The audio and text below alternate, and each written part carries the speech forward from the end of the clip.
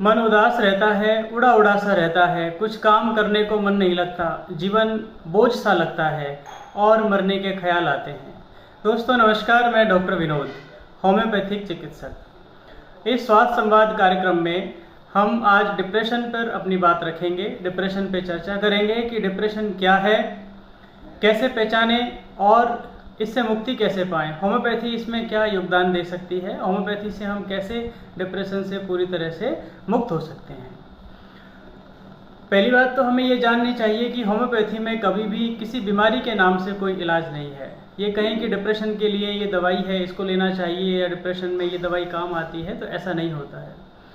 Homeopathy holistic approach पर काम करती है। इसमें व्यक्ति का इलाज है। डिप्रेशन और उसके सारे सिम्टम्स ये केवल होम्योपैथी के लिए लक्षण मात्र हैं और इन लक्षणों की समग्रता के आधार पर ही दवाई का चयन होता है।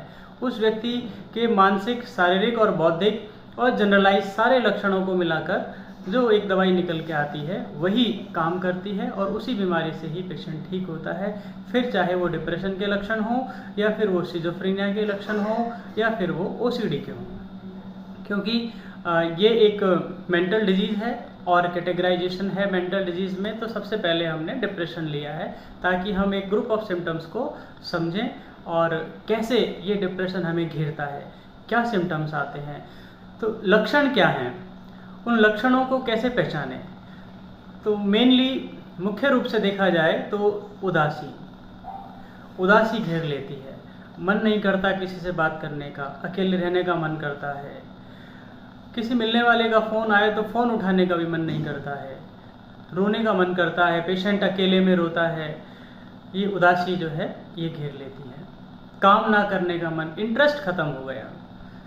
मेरे पास एक महिला आती है, कहती है डॉक्टर साहब सुबह जब मैं सोकर जगती हूँ तो बिल्कुल भी मन नहीं करता काम करने का, रसोई में भी बड़ी मुश्किल से जाती हूँ, ऐसा लगता है जैसे शरीर को मैं धक्के दे देकर चला रही हूँ, कुछ काम करने का मन नहीं करता है।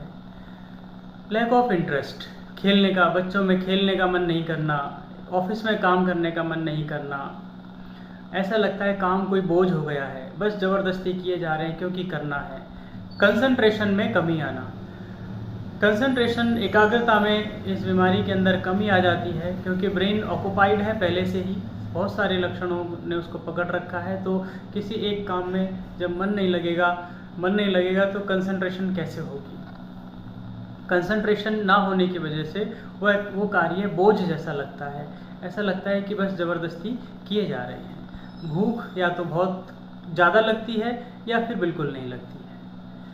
और इम्पॉर्टेंट सिम्टम ये है कि कई पेशेंटों में हम देखते हैं सुसाइडल थॉट्स आते हैं, मरने के विचार आते हैं, तरह तरह के ख्याल आते हैं मरने के, अलग अलग तरीके से। किसी को लगता है कि वह फांसी लगा के मैं मर जाऊं, किसी को चाकू से अपने आप को मार लूं, कोई दवाई खा के मैं सो जाऊं, बस मर जाऊं, या कोई रेल की पटरी के आगे आके मर जाऊं। सपने भी आते हैं डरावने, मरने के भी सपने आते हैं। ऐसा लगता है कि कोई मेरा पीछा कर रहा है। सपने में भूत दिखाई देते हैं, तरह तरह की आवाज़ें, मरे हुए व्यक्ति दिखाई देते हैं, परिवार के मरे हुए या फिर कोई अन्य जिसको वह जानता भी नहीं है वैसे व्यक्ति भी मरे हुए लोगों से बात करना, सपने बहुत ज़्यादा आते हैं पेशेंट को।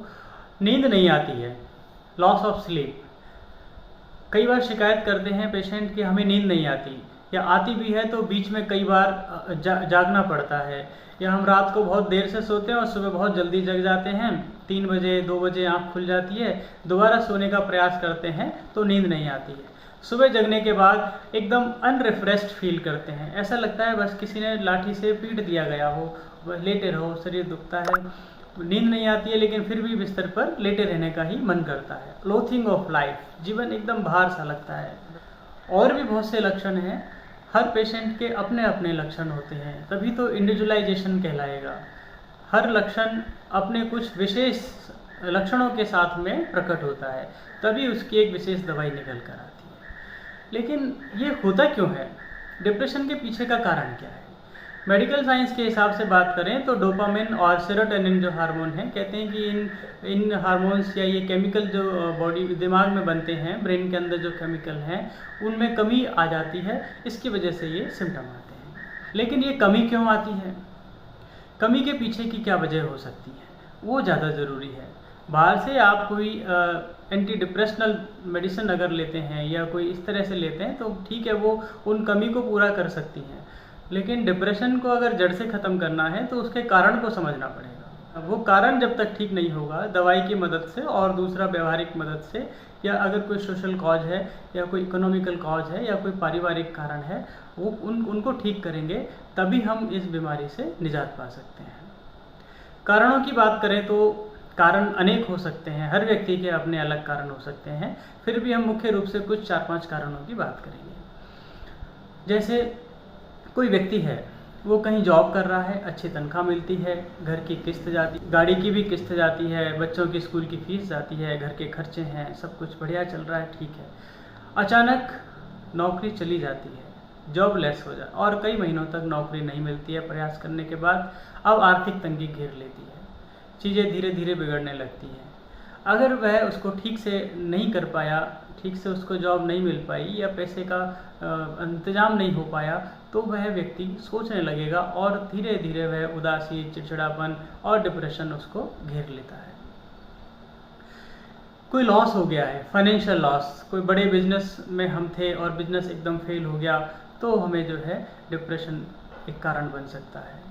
बिजनेस का फेलियर हो गया, आपका कहीं पैसा डूब गया है, या फिर आपकी कोई सोशल पोजीशन, आप किसी सामाजिक पद पर हैं और एकदम आपका पद आपसे छीन लिया जाता है और आपको वो सदमा बहुत गहरा लगता है, तो आप एकदम डिप्रेशन में जा सकते हैं।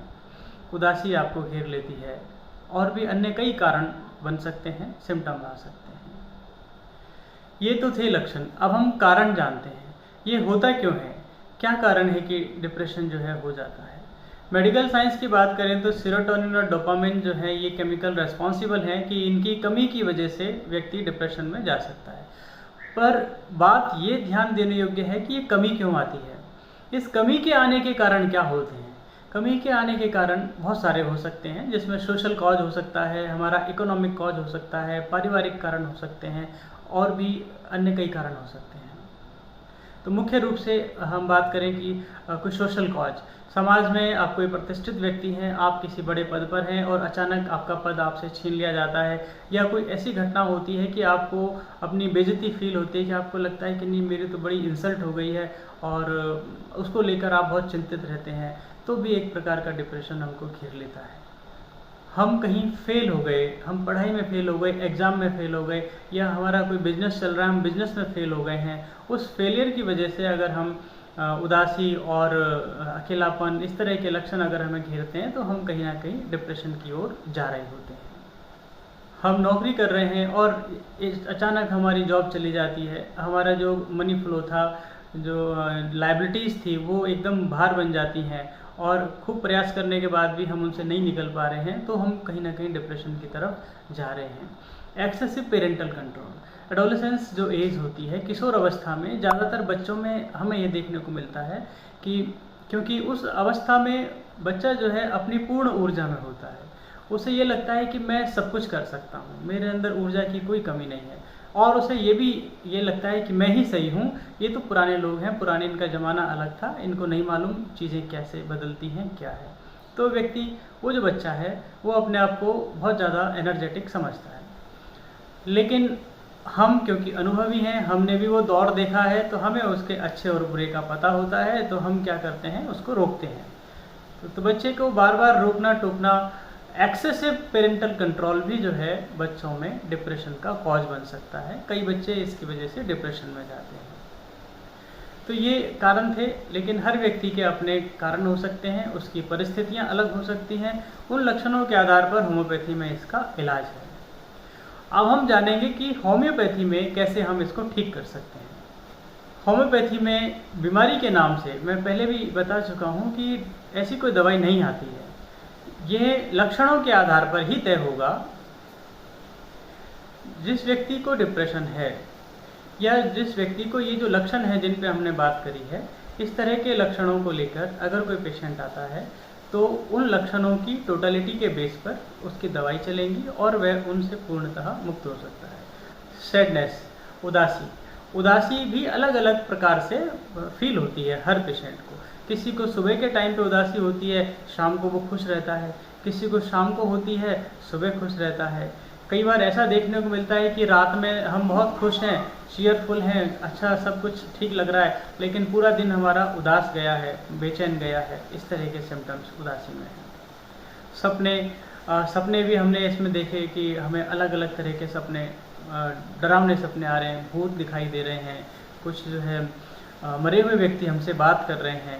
ऐसा लगता है कि किसी ने हमारे ऊपर कोई जादू टोना करा दिया है, या हमारे कोई पूर्वज हमसे जो है बात कर रहे हैं, जिनको हम नहीं जानते। ऐसे भी लोग हमें दिखाई दे रहे हैं। कोई हमारे पीछे चाकू लेके पड़ा हुआ है सपने में, कोई हमें मारना चाहता है, हम भागते जा रहे हैं, कोई हमारे पीछे भाग रहा है, हमें पकड़ रहा है। हमेशा एक डर सा बना रहता है कि कहीं कोई बुरी खबर ना आ जाए। किसी की फ़ोन की घंटी बजी, फ़ोन आया, फ़ोन उठाने से पहले डर लगता है कहीं कोई बुरी खबर ना आ जाए। मैं फ़ोन उठाऊं तो पता चले कि कहीं कोई बुरी खबर आ गई, इसलिए मैं फ़ोन नहीं उठाता हूं। ऐसे तमाम लक्षण हैं, और इनके आधार पर होम्योपैथी में हर सिम्टम्स पे उनकी टोटलिटी के बेस पर दवाई होती है, और उसको लेकर पेशेंट पूर्णतः ठीक होते हैं, रिकवरी होती है। आज के लिए इतना ही। ये था डिप्रेशन पे एक शॉर्ट वीडियो। आपके प्रश्नों का स्वागत है। आप कमेंट में अपने प्रश्न डाल सकते हैं, व्हाट्सएप से मुझसे जुड़ सकते हैं, बात कर सकते हैं।